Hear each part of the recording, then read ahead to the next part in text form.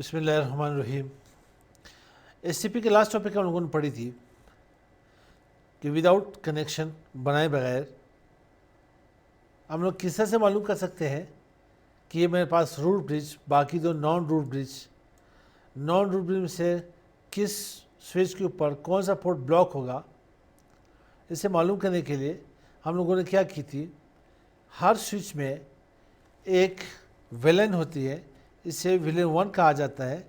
By default तमाम interfaces villain 1 के अंदर ही आते हैं, तो विलेन 1 की भी अपनी एक फिजिकल एड्रेस होती है, इसे मैक एड्रेस कहा जाता है। तो असल में जब स्पैनिंग ट्री प्रोटोकॉल में जो इलेक्शन होती है तमाम स्विचेस के आपस में, तो वो ब्रिज आईडी के ऊपर होती है। Bridge ID priority plus MAC address से बनती है। प्रायोरिटी बाय डिफ़ॉल्ट सिस्को के 8 स्विच में 32,768 होती है। अब जिस स्विच की मैक एड्रेस यहाँ पे लोएस्ट है हमारे पास, वो ब्रिज रूट ब्रिज बनेगा, वो स्विच, बाकी नॉन रूट ब्रिज बनेंगे। अब जितने भी स्विचेस रहेंगे लास्ट में, उनमें से जिसकी ब्रिज आईडी हाईएस्ट होगी उसी स्विच के ऊपर एक पोर्ट ब्लॉक होगा। तो आज का हमारा टॉपिक थी इन पोर्ट्स को जानेंगे कैसे। स्पैनिंग ट्री प्रोटोकॉल में जितनी भी स्विचेस होती हैं, स्पैनिंग ट्री की जो भी टोपोलॉजी होती है, उसमें हमारे पास कौन कौन से पोर्ट्स होते हैं। अगर आपके पास रूट ब्रिज है तो उसके ऊपर कौन कौन से यहाँ पे पोर्ट्स होंगे। रूट ब्रिज हुआ, नज़र आ रहे नहीं है हम लोगों को।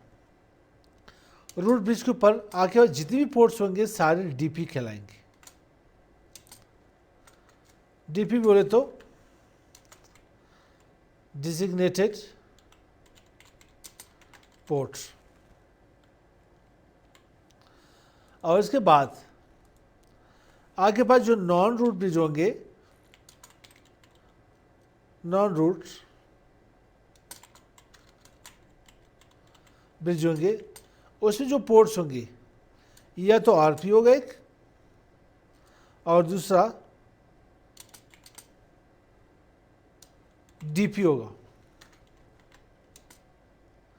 एक आपके पास आरपी बोले तो रूट पोर्ट होगा,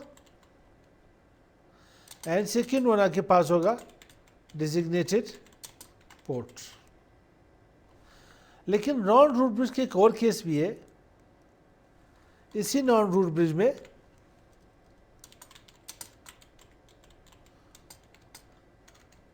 आपके पास एक आरपी होगा और दूसरा के पास बीपी होगा, ब्लॉकिंग पोर्ट होगा। ये अल्टरनेट ब्लॉकिंग पोर्ट होगा। तो आप इसको भी यहाँ पे root port and second is alternate, या मैं अल्ट यहाँ पे ब्लॉकिंग पोर्ट कर लेता हूँ, ब्लॉकिंग पोर्ट। तो अब इसमें से फर्स्ट मैंने इनिशियल बात कर ली यहाँ पे कि यह के पास रूट ब्रिज है, यह के पास रूट ब्रिज है, बाकी दो के पास नॉन रूट ब्रिज है। तो यहाँ से देखिए, फर्स्ट मैं यहाँ शो कर लेता हूँ, शो स्पैनिंग ट्री।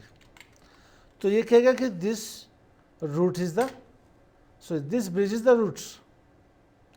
ये रूट ब्रिज है, इसके दोनों पोर्ट्स आपके पास डिजिग्नेटेड पोर्ट होंगे। डेटा फॉरवर्ड करें दोनों इंटरफेस फास्ट से 0/2 0/3, जिसके रोल क्या डिजिग्नेटेड पोर्ट है। प्रायोरिटी नंबर की क्या 128 बाय डिफॉल्ट आ रही है। अब जो जो पोर्ट्स होगा उसके नंबर्स यहाँ पे आते जाएंगे के पास। टाइप किया है पीयर टू पीयर नेटवर्क के पास।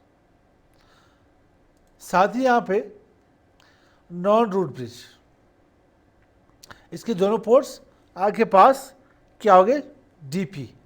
तो आप लिख सकते हो यहाँ पे डीपी लिख सकते हो, यहाँ भी डीपी लिख लें। इसको मैं यहाँ पे आरपी लिख लेता हूँ और इसे मैं यहाँ पे डीपी लिख लेता हूँ।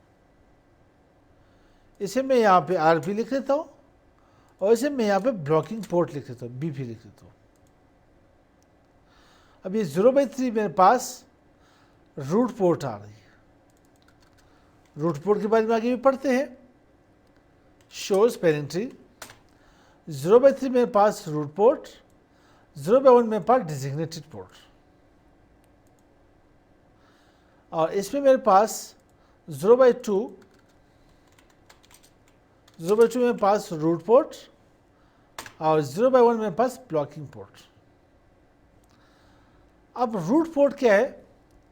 रूट पोर्ट को समझने के लिए आपके पास फास्ट इथरनेट है। अगर के पास मीडिया इथरनेट की हुई या के पास, मैं यहाँ पे लिख देता हूँ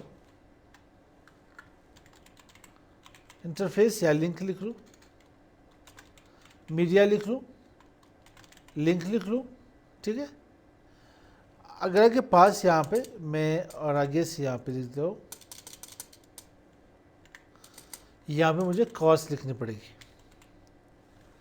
अगर के पास इथरनेट, मीडिया इथरनेट हो तो इसकी कास्ट 100 होगी, इसकी कास्ट 100 होगी।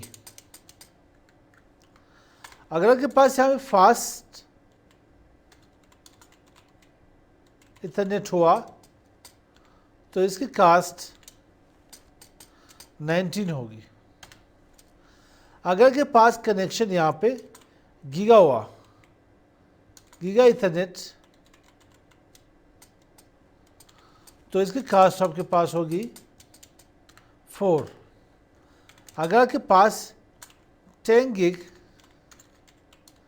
इथरनेट हुई तो इसकी कास्ट आपके पास 2 होगी। अब रूट पोर्ट आपके पास जो आएगा जिसकी कास्ट लोएस्ट हो, जिसकी कास्ट कम हो, तो रूट पोर्ट वही बनेगा, लोएस्ट कास्ट आपके पास रूट पोर्ट बनेगा। अब मैं तो यहाँ पे इसे स्लिप कर लेता हूँ, इस स्विच नेटवर्क को,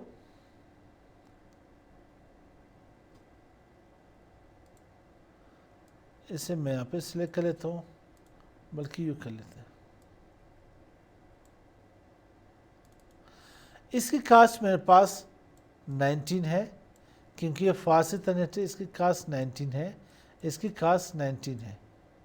पहले इसे देख लेते हैं, वाकई 19 है भैया, सिर्फ हम लोग लिख रहे हैं।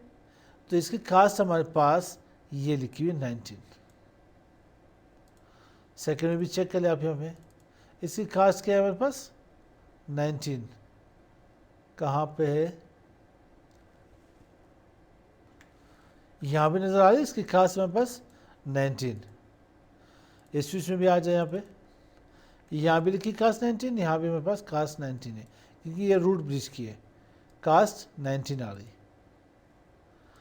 अब अगर मैं इसे रूट, यहाँ पे आता हूँ, अब अगर मैं इसे कहूँ कि ये रूट पोर्ट है, तो इसकी कास्ट क्या बनेगी? रूट ब्रिज तक, रूट ब्रिज तक जिसकी कास्ट कम हो वही पोर्ट रूट पोर्ट बनेगा। अब नॉन डिजिग्नेटेड स्विच में वो पोर्ट जिसकी कास्ट कम हो रूट ब्रिज तक, वो रूट पोर्ट बनेगा। अब अगर मैं इस पोर्ट को, या इसकी 19, इसकी भी यहाँ मेरे पास 19 आ रही, 19 प्लस 19, यहाँ पे क्या आएगा 8, 38। इसकी कास्ट यहाँ पे बनेगी 38, और यहाँ से इसकी कास्ट बनेगी ओनली 19। अब ये स्विच आपके पास स्विच 2 है, अगर मैं इसको आरपी बनाऊं तो इसकी 19 प्लस 19 38 बनेगी, यू करा के 38 बनेगी, जबकि यहाँ पे इसकी कनेक्शन की पोर्ट 19 आ रही। तो जिसकी यहाँ पे कास्ट कम आ रही हो, लेस कास्ट हो, तो वो पोर्ट आपके पास रूट पोर्ट बनेगा। रूट पोर्ट भी डेटा सेंड करे, जैसे डिजिग्नेटेड डेटा यहाँ पे फॉरवर्ड करे, ये भी डेटा फॉरवर्ड करे, डेटा रिसीव भी करे, सेंड भी करे। सिर्फ इसकी पोजीशन ये थी कि रूट ब्रिज जो आपके पास रूट ब्रिज जो कि स्विच है, जो के पास स्विच है, ये यहाँ पर डायरेक्टली किसी स्विच से कनेक्ट हो, डायरेक्टली पोर्ट रूट पोर्ट कहलाती है। क्या ऐसे हो सकता है कि मैं इसे रूट पोर्ट बना लूँ? हो सकता है। मुमकिन तब होगा जब मैं इसकी कास्ट कम कर लूँ, इसकी कास्ट मैं 19 से कम कर लूँ। जब इसकी कम करोगे तो दूसरी भी आपके पास लिंक होगी, उसकी भी कास्ट आपको कम करनी पड़ेगी, या इसकी कास्ट आप बढ़ा दे। इसकी कास्ट बढ़ाओगे तो देन ये आपके पास ऑटोमेटिकली रूट पोर्ट बन जाएगा। ये जिससे हम लोगों ने कास्ट चेंज करनी हो, प्रायोरिटी के ऊपर काम करना हो, तो देन उसी में जाके समझेंगे। तो ये हमारे पास थी कि स्पैनिंग ट्री में पोर्ट्स, डीपी क्या है, आरपी क्या है, ब्लॉकिंग पोर्ट क्या है, इससे हम लोगों ने समझ ली। तो इस नेक्स्ट वीडियो में आर्मरिंग के बारे में कुछ बात करते हैं। ये आर्मरिंग है क्या, काम कैसे करता है, इसके बारे में कुछ डिस्कस करते हैं। तो मिलते हैं नेक्स्ट वीडियो के साथ। अस्सलाम वालेकुम।